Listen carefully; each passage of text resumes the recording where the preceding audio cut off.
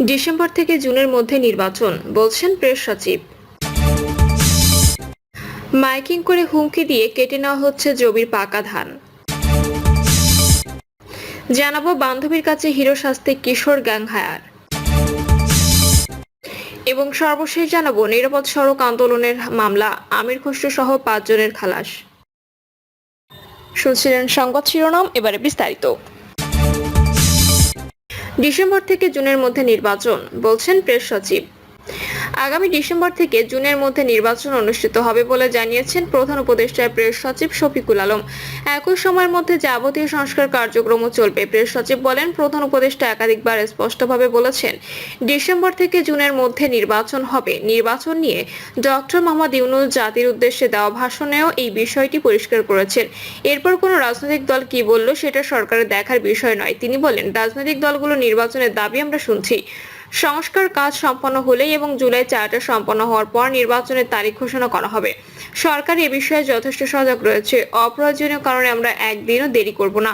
জনগণ অন্তর্বর্তী সরকারের মেয়াদ 5 বছর দেখতে চায়, এমন প্রশ্নের উত্তরে শফিকুল আলম বলেন, জনগণ চাইতেই পারে, তবে আমরা নির্ধারিত সময়ের মধ্যে নির্বাচন অনুষ্ঠানের প্রতিশ্রুতিবদ্ধ। মাইকিং করে হুমকি দিয়ে কেটে নেওয়া হচ্ছে জমির পাকা ধান। নড়াইলের কালিয়া উপজেলার কাঞ্চনপুর গ্রামে অব্যাহত রয়েছে বসতবাড়ি ভাঙচুর ও লুটপাট। এছাড়া মাইকিং করে হুমকি দিয়ে রাতে কেটে নেওয়া হচ্ছে একাধিক পরিবারের পাকা জমির ধান। কালিয়া উপজেলার বাবলা হাসলা ইউনিয়নের কাঞ্চনপুর গ্রামে এ ঘটনা ঘটেছে। পরিশূন্য এই গ্রামে নারীদেরও ধান কাটতে বাধার মুখে পড়তে হয়েছে। ভুক্তভোগী কৃষক পরিবারগুলো বলছে, চলতি মৌসুমে ধান ঘরে তুলতে না পারলে কয়েক লাখ টাকার ক্ষতি হবে তাদের। নিজেদের জমির ধান কাটতে না পারায় কান্নায় ভেঙে পড়েন জ্যোৎস্না বেগম। তিনি বলেন, 3 দুপুরে এলাকায় মাইকিং করে হুমকি দেওয়া হলো, মিলন মোল্লার দলের কেউ ধান কাটতে গেলে দেখে নেওয়া হবে। আমরা ভয়ে মাঠে যাইনি, কিন্তু ওই রাতেই দেখি আমাদের ক্ষেতের পাকা ধান গায়েব, কে বা কারা সব কেটে নিয়ে গেছে। তিনি কান্নাজড়িত কণ্ঠে আরো বলেন, কদিন আগেই আমাদের ঘরবাড়ি ভেঙে লুটপাট চালানো হয়েছিল। প্রাণ ভয়ে আমরা আশ্রয় নিয়েছি অন্য গ্রামে, সেখানেও ঠিকমতো খাওয়া ঘুম নেই। গতকাল রাতে আবার শুনি পিকুল শেখ তার রিকাইল শেখের লোকজন এসে বসত ঘর, রান্নাঘর সবকিছু ভেঙে শেষ করে দিয়ে গেছে। আমাদের আর কিছুই রইল না, সব শেষ। শাহবাগ ইউনাইটেড একাডেমির 9ম শ্রেণীর ছাত্রী সুমাইয়া খানম বলেন, প্রতিপক্ষের লোকজন আমার সমস্ত বই পুড়িয়ে দিয়েছে। এখন পড়াশোনার জন্য কিছু নেই, ভেঙে ফেলেছে আমাদের বসত বাড়ি, মাঠ থেকে কেটে নিয়ে গেছে পাকা ধান, আমাদের কিছুই আর অবশিষ্ট নেই।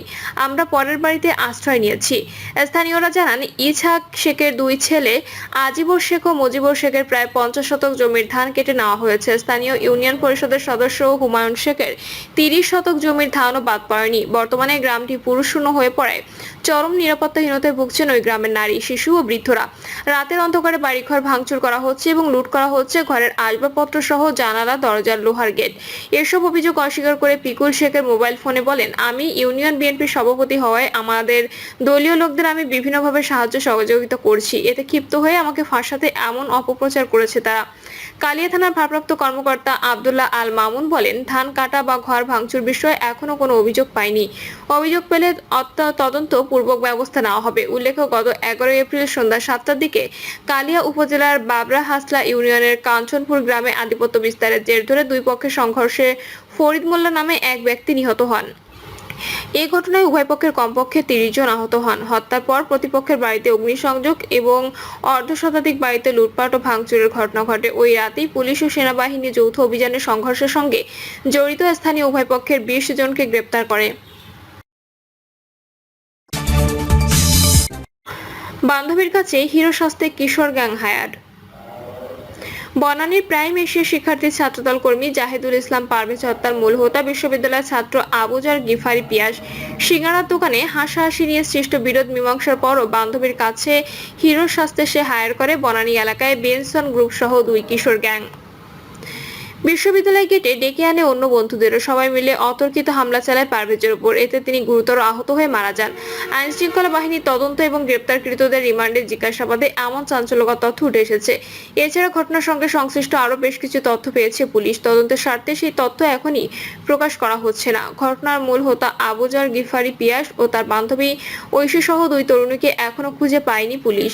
19 এপ্রিল বিকালে প্রাইম এশিয়া বিশ্ববিদ্যালয়ের উল্টো দিকে একটি সিঙ্গারার দোকানে বসে বন্ধুদের সঙ্গে আড্ডায় হাসাহাসি করছিলেন জাহিদুল ইসলাম পারভেজ। তাদের পেছনে বসেছিলেন ইউনিভার্সিটি অব স্কলার্সের দুই শিক্ষার্থী ফাতেমা তাহসিন ঐশী ও ফারিয়া হক টিনা। এক পর্যায়ে ঐশী তার ছেলে বন্ধু প্রাইম এশিয়ার এলএলবির ছাত্র আবুজার গিফারি পিয়াসকে ফোন করে অভিযোগ করেন তাদের উদ্দেশ্য করে হাসাহাসি করা হচ্ছে। একই বিশ্ববিদ্যালয়ের ইংরেজি বিভাগের মাহাথির ও বিবিএর মেহরাজকে সঙ্গে নিয়ে পিয়াস ওই দোকানে যান। হাসাহাসির প্রসঙ্গ নিয়ে পারভেজের সঙ্গে তার কথা কাটাকাটি করেন। এক পর্যায়ে বিষয়টি প্রাইম এশিয়ার প্রক্টরকে জানানো হয়। প্রক্টর পারভেজকে ডেকে নিয়ে বিষয়টি মীমাংসা করে দেন। পারভেজ ওই দুই শিক্ষার্থীর কাছে ঘটনার জন্য ক্ষমাও চান। এরপর বান্ধবীর কাছে হিরো সাজতে পিয়াস তার এলাকায় বন্ধুদের এবং বনানী করাইল বস্তি এলাকার কিশোর গ্যাং বেনসন গ্রুপের সদস্যদের ফোনে ডেকে আনেন। তারা 2 দিন বিকেল 4:30টার দিকে প্রাইম এশিয়া বিশ্ববিদ্যালয়ের সামনে লাঠিসোঁটা, ছুরি, চাকু ও চাপাতি নিয়ে এসে পারভেজ ও তার বন্ধু তরিকুল ইসলামকে মারধর করে। এক পর্যায়ে তাদের ছুরিকাঘাতে আহত করে মারা যান পারভেজ। এই ঘটনায় এ পর্যন্ত 6 জনকে গ্রেপ্তার করেছে আইন শৃঙ্খলা রক্ষাকারী বাহিনী। তাদের মধ্যে কিশোর গ্যাংয়ের সদস্য আল কামাল শেখ এবং বিশ্ববিদ্যালয়ের ছাত্র মাহাদির হাসান আদালতে তাই স্বীকার করে জবানবন্দি দিয়েছেন। এছাড়া র্যাবের হাতে গাইবান্ধা থেকে গ্রেপ্তার প্রধান আসামি মেহরাজ ইসলামকে শুক্রবার 5 দিনের রিমান্ডে নিয়েছে পুলিশ। এ নিয়ে আলোচিত এই মামলায় 4 জন রিমান্ডে রয়েছেন। রিমান্ডে থাকা অপর 3 জন হলেন বৈষম্য বিরোধী ছাত্র আন্দোলনের বনানী শাখার কমিটির যুগ্ম সদস্য সচিব মোহাম্মদ হৃদয় মিওয়াজি, কিশোর গ্যাংয়ের সদস্য আলবি হোসেন জুনায়েদ ও আল আমিন সানি। পুলিশ জানায় এই ঘটনার অন্যতম হোতা আবুজার গিফারি পিয়াস, বান্ধবী ফাতেমা তাহসিন ঐশী এবং অপর তরুণী ফারিয়া হক টিনাকে গ্রেপ্তারের অভিযান অব্যাহত আছে। এছাড়া ঘটনার সঙ্গে জড়িত অন্যদেরও গ্রেপ্তারের চেষ্টা চলছে। রিমান্ডে থাকা আসামিরা বেশ চাঞ্চল্যকর তথ্য দিয়েছেন। এসব তথ্য যাচাই বাছাই করা হচ্ছে বলে জানান পুলিশ। সূত্র মতে হামলাকারীদের মধ্যে বিশ্ববিদ্যালয়ের ছাত্র, অন্য শিক্ষা প্রতিষ্ঠানের ছাত্র এবং বনানী এলাকায় দাপুটে কিশোর গ্যাং বেনসন গ্রুপের সদস্যদের উপস্থিতির বিষয়টি ভিডিও ফুটেজে ধরা পড়েছে। তার ভিত্তিতে অপরাধীদের চিহ্নিত করা হচ্ছে। যারা রিমান্ডে রয়েছেন তাদের ফুটেজ দেখিয়ে হামলাকারীদের নাম পরিচয় জানতে চাওয়া হয়। রিমান্ডের এই আসামিদের জিজ্ঞাসাবাদে বনানী ও মহাখালী এলাকায় চাঁদাবাজি, মাদক ব্যবসা, ছিনতাই সহ নানা অপকর্মের তথ্য উঠে এসেছে। এক পর্যায়ে হামলার অংশ নেওয়া 12 জনকে চিহ্নিত করা হয়েছে। আবুজার গিফারি পিয়াস ও তার বান্ধবীকে গ্রেপ্তারের দাবি জানিয়ে আসছে নিহত পারভেজের পরিবার। জানা যায় প্রাইম এশিয়া বিশ্ববিদ্যালয়ের এলএলবি শিক্ষার্থী আবুজার গিফারি পিয়াস ও ইউনিভার্সিটি অব স্কলার্সের দুই শিক্ষার্থী ফাতেমা তাহসিন ঐশী ও ফারিয়া হক টিনা বনানী বিশ্ববিদ্যালয়ে বিদ্যানিকেতন পড়াশোনা করেছেন। পিয়াস ও ঐশীর মধ্যে প্রেমের সম্পর্ক রয়েছে। পিয়াসের বাসা মহাখালী আমতলা এলাকায়। মহাখালী ও করাইল বস্তি এলাকায় কিশোর গ্যাংয়ের সদস্যদের সঙ্গে তার ঘনিষ্ঠতা রয়েছে। সেই সম্পর্ক তিনি ঘটনার দিন কাজে লাগান। মেহরাজ নিজেও মহাখালী হাজিরবাগ এলাকায় একটি কিশোর গ্যাংয়ের সদস্য এবং পিয়াসের ঘনিষ্ঠ বন্ধু। পিয়াস, মাহাদির ও মেহরাজ প্রাইম এশিয়ার পড়াশোনা করলেও এলাকার 2 কিশোর গ্যাংয়ের সঙ্গে নানা অপকর্মে লিপ্ত। বনানী থানার ভারপ্রাপ্ত কর্মকর্তা রাসেল সারোয়ার বলেন, যারা রিমান্ডে রয়েছেন তাদের হত্যা ঘটনা সহ সেদিনের ঘটনার বিষয়ে জিজ্ঞাসাবাদ করা হচ্ছে। তাদের দেওয়া তথ্য যাচাই বাছাই করা হচ্ছে। মামলার এজাহারভুক্ত আসামি এবং ফুটেজ দেখে শনাক্ত করা অভিযুক্তদের গ্রেপ্তারে অভিযান অব্যাহত রয়েছে। প্রিয় দর্শক, এই ছিল এখনকার সর্বশেষ সংবাদ। আপডেট সব সংবাদ পেতে চ্যানেলটি সাবস্ক্রাইব করে বেল আইকনটি ক্লিক করে রাখুন।